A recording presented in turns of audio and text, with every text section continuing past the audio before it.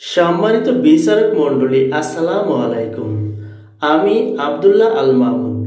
আমি আপনাদের একটি কবিতা আবৃত্তি করে শোনাব। কবিতাটির নাম আদর্শ ছেলে, লিখেছেন কুসুম কুমারী দাস।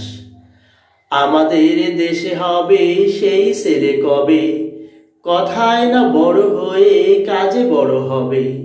মুখে হাসি, বুকে বল, তেজে ভরা মন, মানুষ হইতে হবে এই তার পণ। বিপদ আসিলে কাছে হও আগুয়ান, নাই কি শরীরে তব রক্ত মাংস প্রাণ। হাত পা সবারই আছে, মিশে কেন ভয়, চেতনা রয়েছে যার সে কি পড়ে রয়।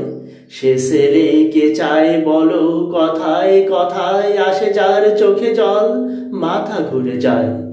সাদা প্রাণে হাসি মুখে করো এই পণ, মানুষ হইতে হবে মানুষ যখন।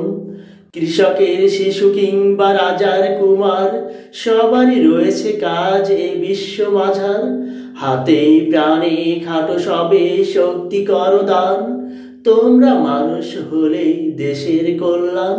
ধন্যবাদ সবাইকে।